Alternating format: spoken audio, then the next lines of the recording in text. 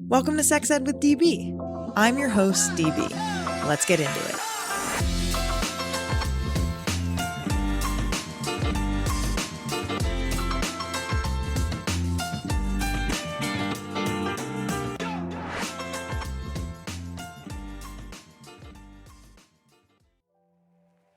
We talk a lot about sex ed, but when we're shopping for products to support our sexual wellness, exploration, and expression, we head to the experts at Lion's Den. For 50 plus years, Lion's Den has been a leader in adult products. Whether you want to explore a new kink or add a little romance to your evening, Lion's Den has something for all. Each location is brightly lit and staffed with the very best experts in pleasure, passion, and romance, so you can feel comfortable and confident in your purchases. Lion's Den is offering our listeners 15% off your purchase in-store and online using code SEXEDWITHDB at lionsden.com. What if I told you that I did a masturbation experiment with the magic wand and the results were incredible? Don't believe me? Let me share a few things with the class. When using the magic wand every day, I experienced less stress, anxiety, and physical tension. I reported more frequent positive moods when using the magic wand every day, including higher levels of confidence. My level of horniness increased over time when using the magic wand every day. Want to see how else the magic wand impacted me positively? Go to sexedwithdb.com/magicwandexperiment to learn more. Let's talk about lube and condoms. Something important to know is that oil-based lube is not to be used with condoms because the oil can cause the condom to break or tear, which would defeat the purpose of using it. Thank goodness for Uberlube. Uberlube is latex compatible, so it's safe and effective to use with condoms. But wait, there's more. Dispensing 2 drops of Uberlube inside a condom and a measured pump outside will increase pleasure. What are you waiting for? Use code SEXEDWITHDB for 15% off at uberlube.com. I'm sure you've heard the phrase bottoming before, but do you really know what it entails? Pun intended. When it comes to anal sex, there's typically a top and a bottom, and any combination of the two. The top is defined as the insertive partner, and the bottom is defined as the receptive partner. If you're interested in anal play or bottoming, the 3 major muscles in our butt need to be relaxed for complete and successful entry. After you started to experiment with the tip of a finger or a butt plug with lots and lots of lube, you may want to slowly graduate to a pre-bottoming anal training routine to ensure the best experience. Enter the glass anal dilator set with 3 gradual dilators, small, medium, and large plugs from Future Method. And an important fun fact, an anal surgeon designed these glass dilators so you know that he's got your back and your bottom. To learn more about bottoming and the glass dilator set, go to futuremethod.com and use code SEXEDWITHDB for 15% off at checkout. What is up, Sex Ed with DB fam? I am absolutely gobsmacked, thrilled, privileged, honored to have another episode today of the podcast. And today we're chatting with Dr. Lexx Brown-James, an amazing therapist, sexologist, sex educator. She's so wonderful. And we had so many amazing I did. I had so many amazing revelations during this episode, all about long-term relationships and healthy conflict and intimacy and how to be a sex-positive parent. We just had a wonderful conversation, and it was so great chatting with Dr. Lexx. I hope that you enjoy. And just a reminder to rate and review us on Apple Podcasts and Spotify. Email us a screenshot and you could win a prize at sexedwithdb@gmail.com. And just a quick shout out to our sponsors. Check out sexedwithdb.com/discounts if you want 15% off. Lots of really great products over there. Highly recommend going to check it out. Let's get this show on the road, shall we? Here I am with Dr. Lexx. Good afternoon, Dr. Lexx. How are you doing today? Oh, I'm so happy to be here. I'm great. How are you? I'm really good. We are thriving. We're getting by. I did a Peloton ride this morning, so I'm feeling a little energized, which is good. All right. So yeah, we're doing good. I am really honored to have you on the podcast. We were talking about this offline, but I have been following you and been just so impressed by you and have thought you were very cool from afar for quite a long time. So I'm excited to get to chat with you today. You have no idea. I've been a nerd my entire life before it was cool. So the fact that people think I'm cool now is just Beyond. beyond me. Yeah, but embrace it. That's you. That's who you are. Uh, so why don't you go ahead and introduce yourself? You have many, many talents. You're a therapist. You're a sexologist. You're a sex educator. You wear many hats. So why don't you go ahead and tell the people who you are? Absolutely. So, all up under this head wrap, I am Dr. Lexx Brown-James. So, I have a lot of letters behind my name. I'm a PhD, LMFT, CSE, CSES, which basically says I talk about sex and sexuality from womb to tomb. I Love it. have the pleasure of being able to connect the worlds of education and therapy. So, I've been a therapist for over like almost 15 years at this point, which is so Wow. odd to say out loud.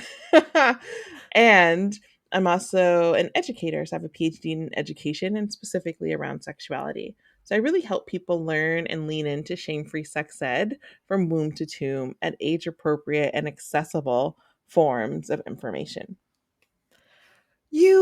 How do you do it all? I think is my follow up. I mean, is it like when you were younger, were you like, I want to have a million degrees and I want to do these things? Like, how did you know? What was your path to getting here? Oh my gosh, I wish. So I've always wanted to help people. I used to want to be an OB and deliver babies. And then I realized I didn't have enough of the skill set to distance myself away from like if somebody lost a pregnancy or lost a Mm, child. I was like, that would wreck me. I would never go back to work. And I wanted to do gender affirmation surgeries. I found out about Doctors Beyond Borders, and I wanted to be the doctor that went around the world and helped people be all in themselves and give them body euphoria. mm. And then I realized I'd have to go into plastics. Oh, And I was interesting. That's like, true. plastics, at least in the United States of America, where I live, basically tell fat black femmes that were ugly. And I couldn't buy into that. I couldn't buy into that system. I'm the type of person I'm like, what's wrong with your nose? Can you breathe? You can breathe. I don't see any reason Does to it change your function? nose. Yeah, totally. So I was like, huh, that's healing from the inside out. So after completing all of my pre-med recs at college, after getting a bachelor's degree in physics, a minor in math, Oh. I decided I was going to be a therapist, Wow. specifically for sex. Whoa. So big 180. Yeah, yeah, yeah. Fun sciences. I spent a lot of time in labs that I didn't need to spend, apparently. That sounds really, did you find it challenging or did you really enjoy the science and the math? What was your kind of like disposition towards it? Ooh, so physics is the easiest thing for me. And I Mm, kind of actually see therapy like that now. You have this big, long, complex problem with all of these pieces. And then you have to go find the pieces to fit in to make it a lot simpler. And so I think people are the same way. People want to come with these big, huge, complex problems. And you take it piece by piece and you solve it down, and it becomes really basic. hmm. So I do see a mirror in them, but yep, I did like the sciences. At least physics. Bio sucked. It was horrible. Sounds very, I mean, all I've heard is that OChem is kind of like the worst thing in the world. That's all I know. I was not a science gal in college, so couldn't tell you. Couldn't be me. Uh, but okay, so we're really lucky again. I may say again, lucky to have you here today because we're going to do a lot of talking about maintaining relationships in this episode. And Mhm. let me tell you why I really want to talk about that. I feel like rom-coms always cover the meet cute, right, of the couple Mhm. and maybe some of their story, but they really don't show the challenges, the deep conversations, laughs, intimacy, awkwardness, and all of the work that is required to keep a relationship healthy and spicy.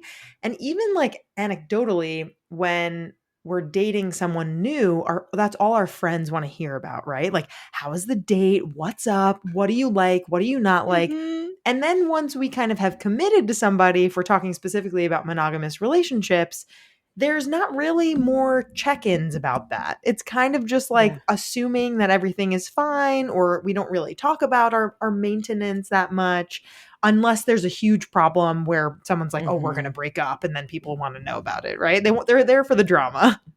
And you're known as the couples clinician, which I really love that Mm-hmm. branding, by the way. Very smart, very cool. But I would love to get into a few things with you about this. So, first, I want to talk about maybe the most common things in your experience that couples have challenges about. And if there's any advice that you have for couples to kind of work on these things or to communicate better with one another, we'll start there. Oh my gosh, absolutely.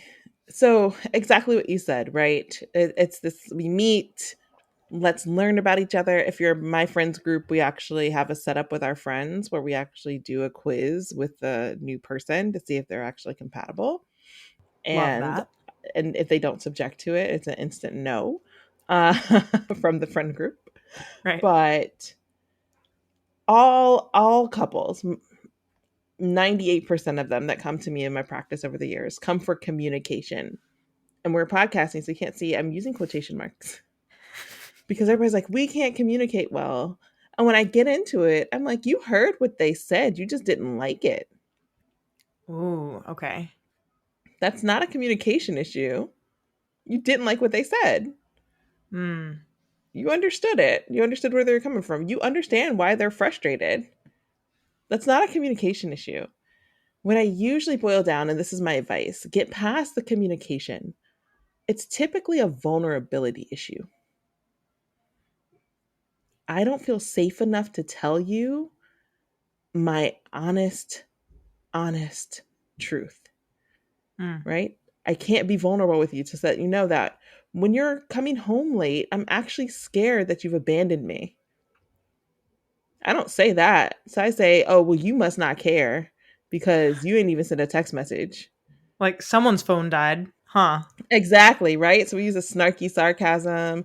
We get the, oh, you can't sleep next to me. You for the streets. Go be in the streets, right? So we do that. We do that passive aggression because there's a difference between truth and honesty. And so people have a really hard time being honest because it requires a level of vulnerability that isn't always safe, isn't always accessible. Hmm. So how do we feel more comfortable being vulnerable? Is it like a whole thing? Because like you need trust, you need time, you need honesty. Yeah. Is it like a puzzle, like a jigsaw puzzle? What are we working with here? Well, I think some people have stronger foundations than others, right? Given history and trauma and survivorhood and past relationships. I'm also one of the people that holds that relationships don't have to be hard. Loverships don't have to be hard.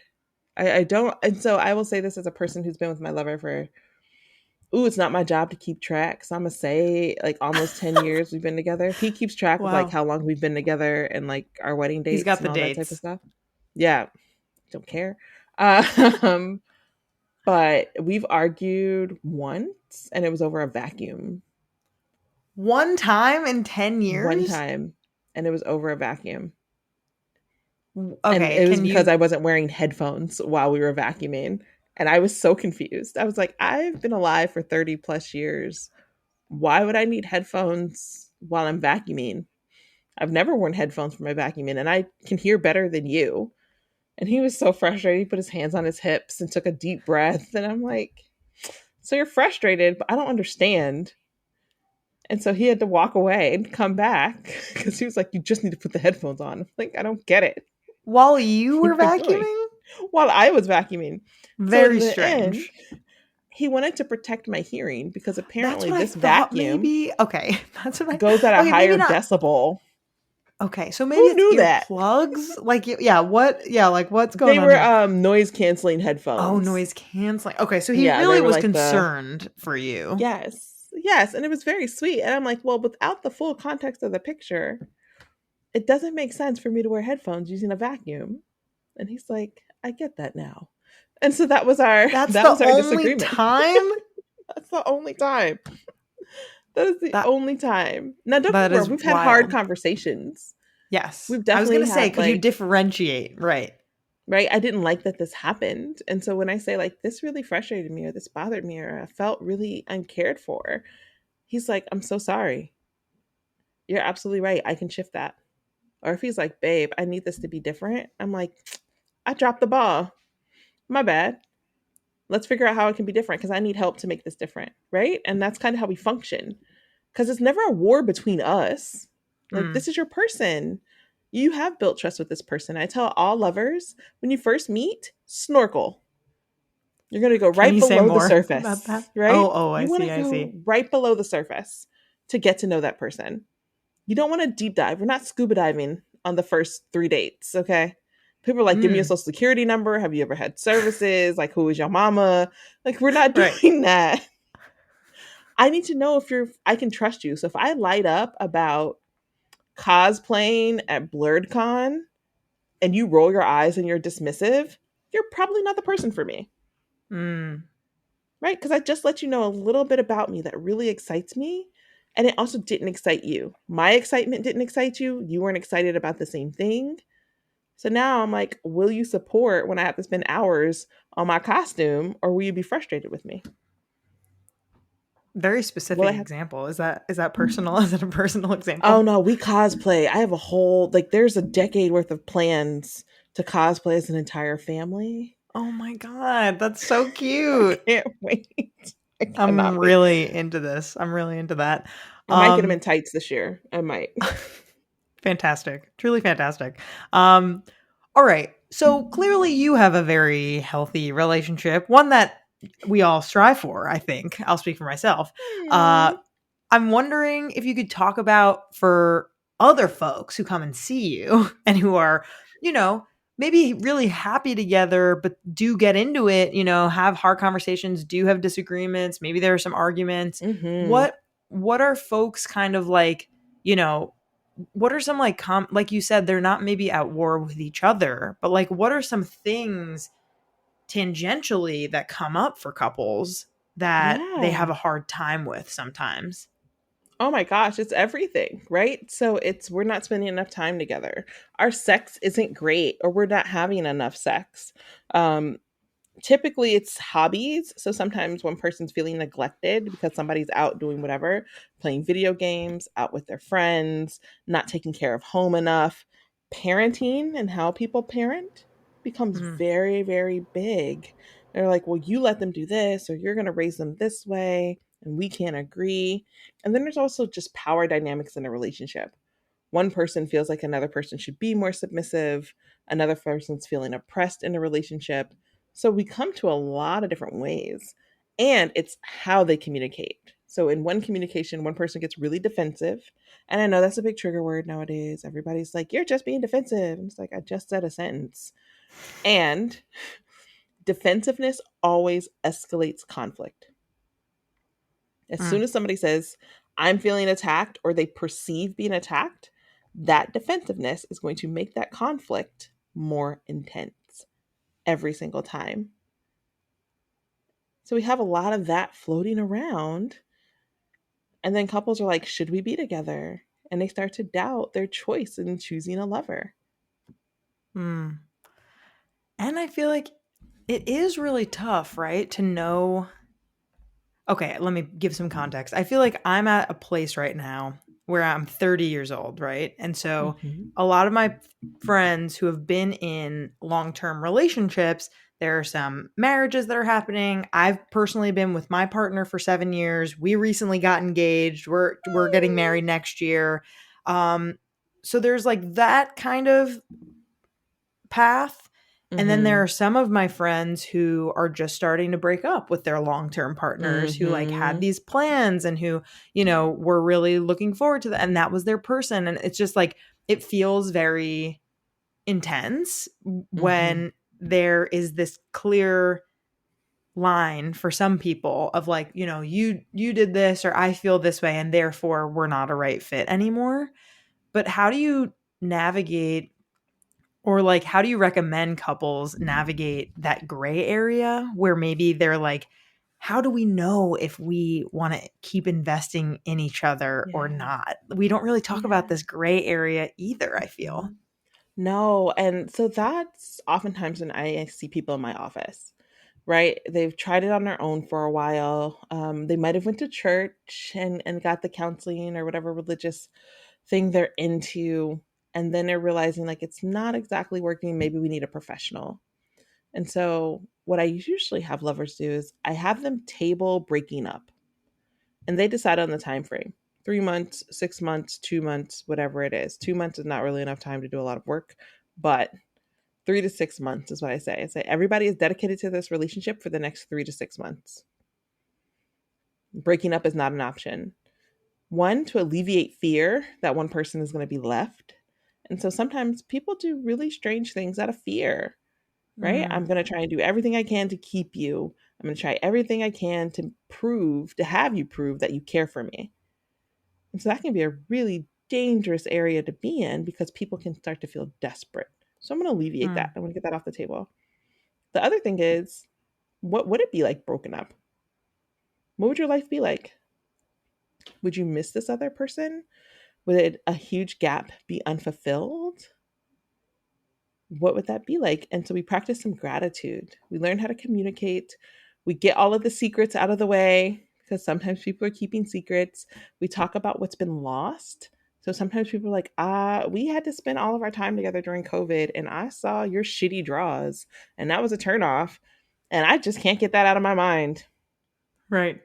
So, no, I don't want to have sex with you, and you want to break up with me because I don't want to have sex with you, but I am so turned off. And so those are things that we have to parse out typically in therapy. And it helps when you have a third party because now the Right. other person isn't an enemy, but I get to treat you as a team because my job is your Totally. relationship. I got to take care of the relationship between you two. And you all have been actively harming it. So, how do I help you heal it instead? Yeah, it's so interesting because I mean, I'm sure you have all the data and all the information on this as a couples therapist, but I feel like for me as like a person whose parents got divorced at a very young age, like obviously what was modeled or not modeled for us does inherently in some Mhm. capacity impact the way in which that we see our relationships. And I like how do people like break that cycle if they were kind of not given the proper models for what a healthy relationship looks like? Oh my gosh. That's one of my favorite questions in assessments. I say, who are your favorite relationship role models? Mm, And it is scary. When I tell you, it is scary how many people are like, I didn't have any. I look to The Cosby Show or Family Matters or some other sitcom of a TV family and their relationship. And I'm like, wow, I mean, it's sad. There's no one they could look to, and they're really trying to figure it out for themselves. And even with your parents, right? So they divorced very, very early, and sometimes mhm, divorce is the answer for folks and for mhm, families. And you saw a model of what you didn't want. right, You're like, oh, I don't know if I want this for myself. And so you figured out that piece of it, which is great because you're not starting from scratch. It's not something right, that's completely true. unknown. Yeah, and I'm sure I don't know if other folks feel this as well, other kids of divorced parents, but I kind of when I was a kid made a promise to myself of like I'm Hmm. not gonna marry someone unless I've been with them. I chose an not that arbitrary, but kind of like 5 years. Like I want to be with someone for at least 5 years before I commit to them, like blah blah blah. Hmm. And no surprise, my partner and I have been together for 7 years. We're getting married like very close to our 8-year anniversary. And I wonder if I just like had that in the back of my head Hmm. or, like, because I don't know. I think like marriage is something really interesting that I think like my generation of peers are thinking about more than ever. And we're getting married later than our parents did. But with the stats of like 50% of marriages end in divorce, it's really fascinating to me that we're as a society like kind of putting that stat aside and Hmm. choosing still to go for it and to be in that non no one usually I think gets married with the aim of Right. getting divorced. I mean Right. maybe some, but most people don't. And so, what do you think about that? About like this kind of big, scary stat out there and how we kind of still are romantics? Like, why are we still doing this, basically? Well, I think we love love, right? I mean, and that's why I do my work. I love love. I love to be able to see that two people at 100% on their best days can come together and make something beautiful. And everybody wants to be wanted. That's Mm, another thing. Like nobody's walking around like, I don't want anybody to want me. Like, no, everybody wants to be wanted. The 50% stat, I'm actually really happy about because at least in my communities, they'd be like, oh, people don't get married and stay married like your grandma and grandpa. And I'm like, well, grandma couldn't buy a house by herself. right. Like, grandma couldn't have Correct. a credit card, right? Right. Songs like Papa was a Rolling Stone because grandma couldn't leave. That's why Right. she was there with 8 kids. Dude, for Couldn't like, real. and My but right, still my worked. grandma literally had 8 kids. Like my dad is one of 8. Right. So the options for folks back then were vastly different than they are now. And so if 50% of marriages are ending, that means 50% of people are finding out that they don't want to be in this relationship for the rest of their lives. They don't have to sacrifice themselves for the rest of their lives. Right. So I'm hoping those people can get to some type of happiness. And I love the fact that we're still taking leaps of Mm, faith that we can be together, that we can make this work. But I tell people every day, you're supposed to feel chosen by your lover every single day. And you're supposed to choose your lover every day. How are you doing that? What does that look but like today?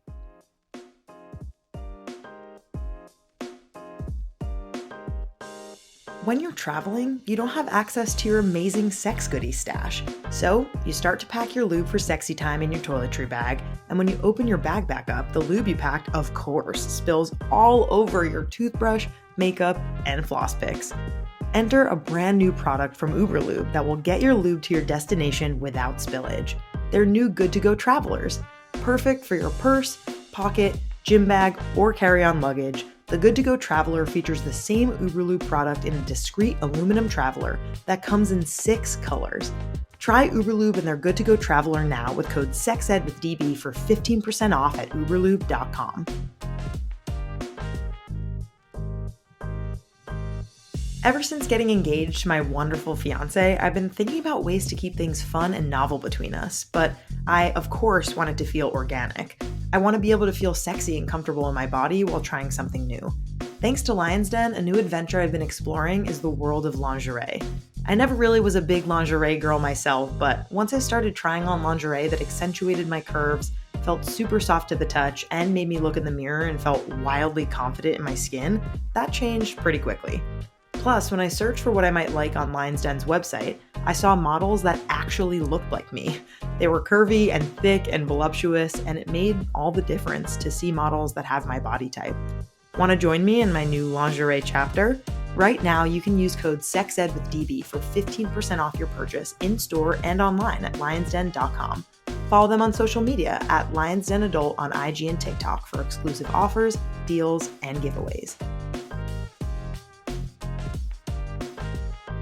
Let's talk about vacation sex. If you're like me, I bet you want a little pleasure while you're away, but can't fit your entire sex toy collection in your carry-on, huh? Say hello to the Magic Wand Mini. Born into such a famous family, this little wand has quite a reputation to uphold. Challenge accepted. Offering big power, multiple speeds, and unsurpassed quality, the full-featured Magic Wand Mini is more than simply a smaller sibling. It's here to create a legacy all its own. Want to win a Magic Wand Mini for your next trip or staycation? Go to sexedwithdb.com/magicwand to learn more.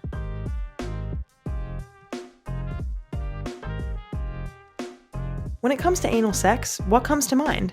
If you're a beginner like so many of us out there, maybe you feel scared, unsure, or just plain uneducated.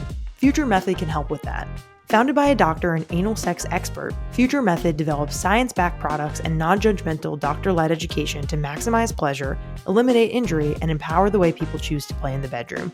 They even have a blog started by the gay community and now for everyone that puts education at the forefront, on topics both popular and taboo. Use code SEXEDWithDB for 15% off at futuremethod.com.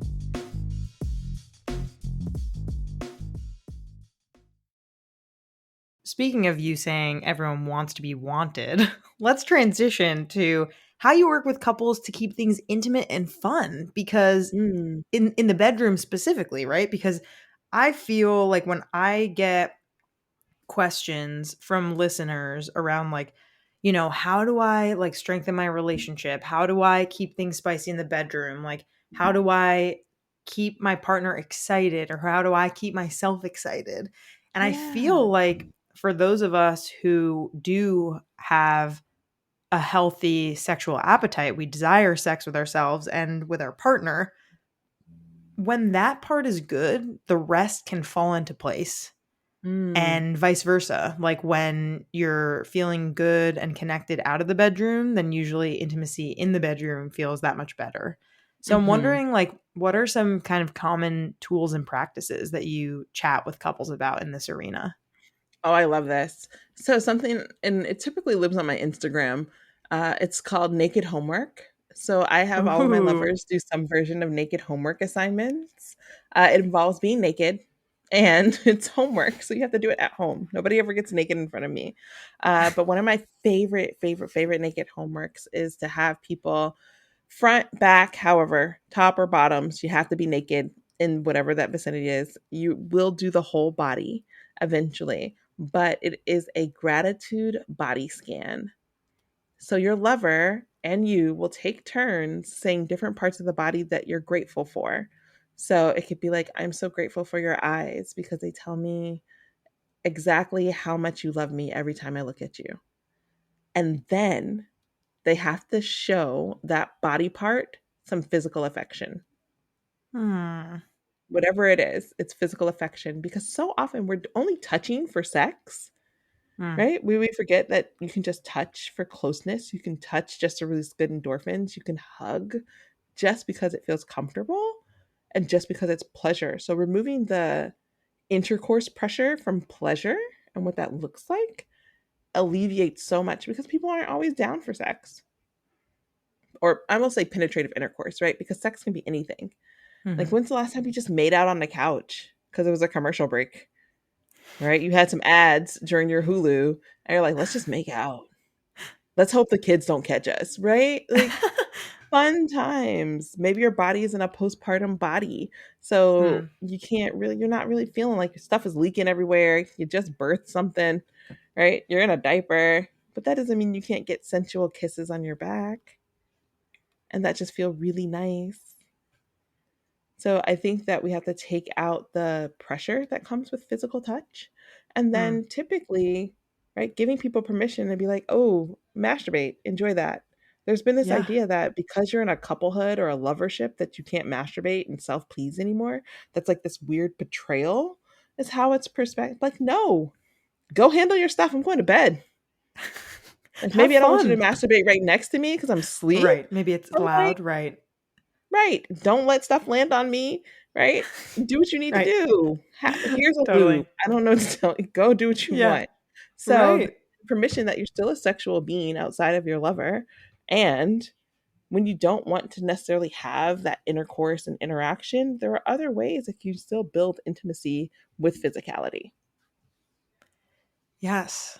Yeah, absolutely. I really like the sensual back kisses. That sounds really nice. I'm going to go tell my partner that. That sounds great after this call. Uh, why do you think that, generally speaking, when it comes to relationship stuff, why do we not really talk about like the everydayness with our like friends and family? Like back to that thing where like if it's the beginning, people want to hear about it. If it's the end, Mhm. people want to hear about it. But like everything in between, at least I find generally in a 7-year partnership, it is Yeah. not as common for me to get questions from friends or family that's like, how are you and David like making each other happy? Like, how Mhm. are you two making each other laugh? Like one's, like things that are all about the maintenance and about the everydayness, but we don't really, it's not normalized to talk about. Yeah. I think that's such an important question because we do see the beginning and we do see, or we see the problems, right? You only talk to your friend group, your mom, whatever, whatever, when there's a problem. And then we see the breakup. So we don't see the, oh my gosh, My lover brought home chicken egg rolls from my favorite place today. That was so nice. We don't have that gratitude as shown as much in public spheres, and I think part of it is because we tend to build a bubble of protection around our relationships, and that's what we've been taught, right? Mind your business. Hmm. Your everyday, as long as things aren't going wrong, isn't my business, Right. right? So there is that level of protection, but I think in that level of protection and that bubble of protection, we lose that the monotony of relationships can still be content and happy. There's not a Yeah. bunch of rah rah. It's not a bunch of sadness. It's not even isolation or abuse. It's just like, look, we're existing as simple humans outside of this honeymoon phase, and we're still okay. We're still good. Hmm. We don't get to see a lot of that because of that protection bubble. Right. And I feel like what you said, this honeymoon phase, right? At least when I've been to therapy in the past and like books that I've read about the fact that there are or there can be kind of these seasons, right? Of like Mm, things are going really well, we're really connected, and then maybe there is like a mental health thing going on for somebody and that impacts something, or maybe there's mhm, work stress and that impacts something, or maybe you didn't get to work out as much as you wanted to and that impacts something. There's like there mhm. are always kind of like little things that can kind of like lead to little tiffs for a couple of weeks at a time, and then maybe you're it really is a roller Yeah, coaster ride. yeah, And I've only learned that by being in a healthy long-term relationship, just to see mhm, like how many moments and chapters there are with somebody yeah. else. And Mm. do you feel like when you chat with couples, is there kind of this questioning around that roller coaster, or like if people do kind of get in hard conversations, do they maybe feel like, oh, we shouldn't be getting in these, it should be easier, or what do you say around that? Yeah. So that's actually really important. John Gottman and Julie Gottman Yes. came up with this whole Gottman method, right? They say about 69% of conflict is not resolvable. So Whoa. majority of the conflict you have actually isn't resolvable. You're Like, both get gonna have used your to own it. opinions, right? You're both gonna have, and you might not meet, and that's when you're like, oh, we'll just agree to disagree. But there's another model that says when you look at conflict, you have to look at it as an opportunity for closeness versus a threat, right? So if you're fighting and it feels like a threat to the relationship or a threat to your personhood, you're going to end up in a negative space. Versus when you have conflict, you use it as an opportunity to learn more. Like, I don't see this that way. How did you get here? Tell me more. Like, what's your thought process? And not in a condescending, you're wrong type of way, Right. but Like, a really curious. genuine, yes, curiosity. And so, what I see more so from the lovers that I do see is the, oh my gosh, we're arguing again, and I never want to argue. And here's the thing, you can argue to your blue in the face. That's absolutely fine. It's how you argue, Hmm. right? Because I told you, you're not going to war in your relationship. You're not going to war against this person. So, when you're arguing, are you fighting below the belt? Are you calling them out their name? Are you picking apart the intrinsic person they are? Is Hmm. that what you're criticizing? Because that's below the belt. That's dangerous. Are you acting morally superior to them? That's fighting below the belt. That will end your relationship. That will cause devastation and harm. But a Right. disagreement won't. It's really how you fight. Yeah. That you're hitting on like the crux of this for me, which is we're really not, first of all, in sex ed in school, as you very well know, because you're a sex educator, we're not taught jack shit about any of this No. stuff, let alone like a healthy relationship, right? Because we Hmm. maybe will learn about consent in a very basic form if we're lucky. But beyond that, right, there's all of these Hmm. pieces to it of like, how do we argue healthily? How do we Yeah. disagree healthily? How do we talk about really, really hard shit that's going to come up and do it in a way that feels respectful? And if we're not Hmm. able to in that moment, like what tool do we need to use to come back to this later? Like Exactly. we're not really taught about any of that. And so, and again, like it's not like our parents, or at least mine for sure, didn't teach me like, here's what might happen when you're dating someone, and it's okay if X, Y, and Z, like no one taught Yeah, me that. no, no. So it's just this like really big mystery I find. And I have some friends who date people for a couple of months and they're like, "Oh, this feels really hard," or "We're disagreeing about this thing. Like, I think we should just call it." And often Mhm. my response, even though I'm not a trained therapist, but just, being someone who kind of has experience in a long-term relationship with chapters and with seasons and whatever, I'm like, keep going. Like keep trying to figure out, Yeah. is there enough there where both of you are happy and like feeling fulfilled? Like this one little thing shouldn't break it? Right, right. And I think that's the piece of it. People often do a lot of self-sacrificing to be the good partner. Mm, And so, yeah, you guys got into this tiff, right? Can we resolve it? And I will even say, after people see me, you're still going to get into arguments and tiffs. It's how you reconnect afterward that's going to be most important. So, my goal is instead of it taking a week for you all to come back together and feel close again, can we get it to 3 days? mm, Can we get it to 2 days? Right? Are we going after each other's jugular, or are we saying, I need some space? And that's my goal, is to get them to say, I need some space, to be able to identify within themselves. Because you have to remember, a lot of people don't have the permission to feel all their feels. They've been sacrificing themselves, they build resentment, then they take it out on their partner. And what we do see, and what you'll start to see, right? So you're just entering the 30s. So now everybody's getting married, people start having kids, and then people right. also start breaking up, right? So that's how, oh, and also people start getting sick. So that's what's Mm, happening around like this age range. And then, and I would say like the 35 to 40 age range, there's more divorce. There's yeah. people that waited longer to have babies. Right. People are also getting sick and their parents are getting sick. Mm-hmm. And then people who break up are realizing that they sacrificed all of themselves for their family, Mm, right? They're like, I don't know who I am outside of Mark's girlfriend. I don't know who I am outside of Susan's mom, right? I've been their parent for so long. I've been their partner for so long. I never got to do any of the things I wanted. right. And people disappear into these roles, right? We talk about gender roles and sex ed all the time. They Totally. disappear into these roles. And doesn't matter your gender, whatever role you think you're supposed to be fulfilling, and if you think you're supposed to fulfill them all, because we were never taught what was good for us, and we never were taught to claim what was good for us.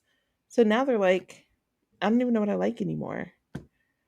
I used to like roller skating. I haven't been on skates in years. I don't know. And they lose themselves. And how do you partner and show up with someone when you've lost yourself? What does that look like? That's a big question. Mhm. I like, yeah, I'm sure that people come to these conclusions at different points. And maybe that's also part of why they do want to end it in their partnership, because they're maybe Mhm. realizing, like, I deserve to be myself and I'm not able to do that, which Yeah. is really Yeah. tricky. Exactly. And then also, who is your partner loving? Are they just loving Mm. a reflection of themselves, which, gives way to maybe some narcissism? But like, if you're not showing up in your true authentic self, how do they get to love you? You're breaking my brain in a good way here, in a very good way. So, shifting gears a little bit, because we haven't super talked about the sex ed part of your career yet. Yeah. And I have a couple of questions there before we let you go. I'm wondering if you could talk a little bit about being a sex positive parent, because I Mm. know there are some people who listen to this show who are parents and who maybe have intentions to make their child or children feel whole in their gender identity or their body or their relationships. And parents are also very busy and may not have the tools or the resources or know how to have the conversation. And Yeah. so I'm wondering if you can talk a little bit about how parents can be continuous advocates for their kids when it comes to their sexual health? Absolutely. So, great questions. I think we've been actually getting at the sexuality piece of my job, right? Because relationships and intimacy are all part of sexuality. Right. And as parents, we're modeling for our children all the time, even when we don't mean to, right? So not only are we modeling the relationships that we're in romantically or non-romantically, we're modeling how we feel in our bodies. Right. So if you're saying, what's something a parent used to say? One of my parents used to say, "Oh, I feel like 2-ton Tilly today," right? About her size. And that's what she would Mm. say about herself. And it was negative. So I was like, huh, okay. So fatness is not valued. And I learned the language later, but I learned the value early on. Mm.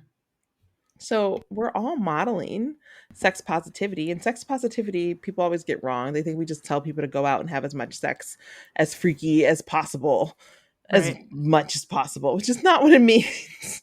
Right. Sex positivity is really placing your values and what's important for you as a parent and how you're disseminating it to your child so they can be raised with education to navigate situations and to be able to be their true authentic selves safely. That's what we want. We want our kids to be safe. So sex positive parenting, we got to start where we are. Maybe you didn't teach your kids the correct anatomical names. Okay, so that's where you start.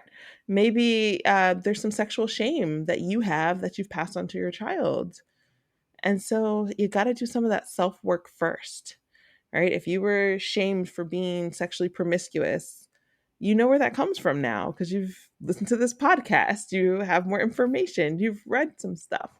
But being a sex positive parent just means that you're creating a safer space for your children to come to and seek out knowledge. And ideally, you're the first stop. And if you cannot be the first stop because you have your own trauma, you might be in your own survivorhood, you just might not know, you know, and they know where they can go to get that information that is still aligned with your values. Yeah, I feel like this idea of parents not really unpacking their own trauma is a really big one because therapy like wasn't really popular when parents were kids, depending on how Mm-hmm. when my parents were kids for sure. Like Yeah. parents who are in their like 50s, 60s, 70s, I don't think it's as common and I think it's really Mm-hmm. challenging. But I'm hoping that with the internet and with so many podcasts and tools and resources, Yeah. there are so many people out there, like you said, who can help. Yeah. Um, let's talk about the hashtag shame free sex ed. What does that mean to you? And where do you hope to see sex ed in the future? Oh my gosh. So big questions. Let's go for it. So shame-free sex ed means I am able to access information without feeling bad about myself and unlovable. Right? Because Mm. a lot of us grew up with questions and we'd ask that question. It's like, why are you asking that? What happened? You're dirty. You're bad. You're a slut. You're a whore. Or you're gonna grow up to be a whore. It's like, this is just how my body is growing. I just had a Right. question. Right, right, right. Pretty So innocent. instead, right. And we went to like go find it somewhere else. And those somewhere else places weren't always safe. Mm. Many of us had a chat room love affair with somebody on the Yes, other end of an internet absolutely. dial up that On was AIM, inappropriate. AIM. Yes, AIM, MTV chat rooms. Oh Um, boy. right? And so our kids are doing the same, but our kids are much more accessible via the web than we were, right? With video streaming and sexting and pictures and location and dropping pins. People can Right. access our kids much easier than they might have been able to access us. So shame free sex ed just means that I'm going to teach you and not shame you. I'm going to give you the information. My friend Brittany Broder Smith plazes it as, are you going to be a vault or are you going to be a food pantry? Hmm. Right? Are you locking information away until they get the right code or the right age or whatever? Or can you be a food pantry open to everybody? They can come in, they can take what they need and leave the rest. I Mm, like to I try like and that.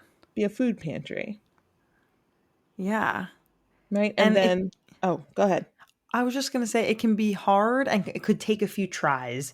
And that's Hmm. okay as long as you tell your kid or whoever you're trying to get that information to, like, hey, I might have messed up there. I'm going to try again and let's see if I can get it right this second time around. Because Right. kids appreciate, and young people and people of all ages really appreciate honesty Everybody. and, yeah, and just appreciate acknowledgement of, Mhm. you're trying your best. And if you could really like be kind and not judgmental and just try your best, I think that's what all people really want.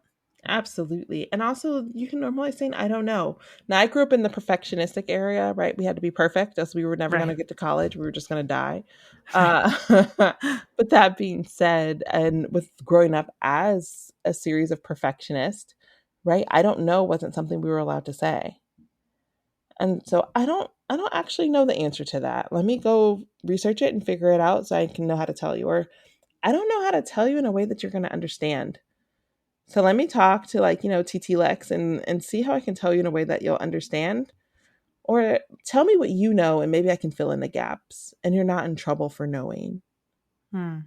right? Because sometimes we parent from fear, specifically around sexuality. And when we parent from fear, oftentimes that leads to consequences and punitive punishments, even when we don't intend it to. Hmm. Totally. Yeah. And how much better of a world would it be if all people just had access to information and education that made them feel good instead of Mhm. bad about their bodies and their lives and their relationships and their health and their identities and everything that Exactly. came with it. Exactly.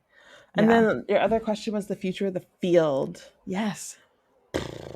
So, in full disclosure, I am a board member for one of the oldest credentialing sexuality education organizations. It has a long title. So, it's the American Association for Sexuality Educators, Counselors, and Therapists. I got it. Asect. ASECT for short. So, I will be I'm the incoming president. So, I'm going to be the first Black Wow. woman president of the organization Holy in shit, 50 years. congratulations. Thank Oh, you. 50. Oh my God, you're Look, breaking bounds here. Wow. look. Uh, and so my dream for the field is access for all of those educators that want to be there, um, that don't hold a college degree, that maybe got their education elsewhere somehow. Is really to open up the gates because I didn't see people that did this work that look like me in Mm. my field, back 15 years ago when I entered. So I want to be able to be like, hey, we welcome any and all doing the good work and giving them a strong foundational basis to ensure that that good work continues. Because at the end of the day, we really do help people. And that is the highlight of my job, getting the baby announcements or the engagement invites that I can't go to, y'all. It's conflict of interest. I can't go. Ah, I got one to Jamaica. It's like, that would have been I pretty want cool. to go. Yeah. Love this couple. I would love to go to your wedding. We can't Oh, go, y'all. yeah. Right? So we get that information, or I get the parent that says, because of this video, I was able to talk to my kid. And I'm like, I am so proud of you. Right? That's one less kid that doesn't have somebody to talk to. So I would love for Mm. people to put me at a job. If I had never had to do therapy again because everybody was fine, I would love it. So that's your mission. Put me out of work, please. You heard it here first. Dr. Lex is wanting to go out of work because no, I'm just kidding. Yeah, that would be really special. But you're so cool and fun, and it's been so great talking to you. And why don't you go ahead and share where listeners can find you and learn more about your work and get access to your content? Absolutely. So again, fangirl moment. I love being here, but I am Dr. Lex. So Lex, Lexxdoc. So I'm Lex Sex Doc, LEXXSEXDOC on all platforms. And I'm lexsexdoc.com. So you can subscribe to my newsletter. I don't send them out super frequently, but when things are happening or when there's new products out, or when I have sales on my intimacy cards or my intimacy workbook, you can definitely get those. Same with the webinars. There's how to talk to kids about sex and sexting. There's talking about what the developmental behaviors that you need to see in children are. And then just my couples workshops. All of that goes out through the newsletter and on my socials. So Instagram, TikTok, those are the places that I'm most, and also Facebook. But it's Lexx, Lexx, sex, sex.doc.com. Love it. Well, thank you so much, Dr. Lexx, for being here. It's been an absolute pleasure, privilege chatting with you. And yeah, thank you for being here. I'm definitely sending you these relationship cards. So when we get Would off of love.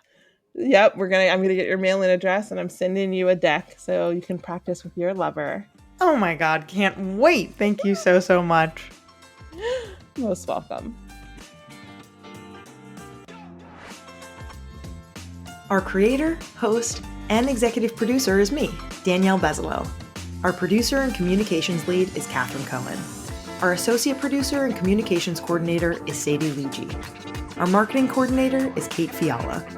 Our music theme is by Hook Sounds. Thanks so much to our featured guests, partners, and listeners. Want to partner with us? Email us at sexedwithdb@gmail.com. For more sex ed content, follow us on Instagram @sexedwithdbpodcast and on TikTok @sexedwithdb. For exclusive content and to submit an anonymous sex ed question, check out my new podcast on Fridays, Curious Sex Ed, hosted with Mariah Caudillo of Sex Ed Files. Go to buymeacoffee.com/curioussexed to learn more. See you next time.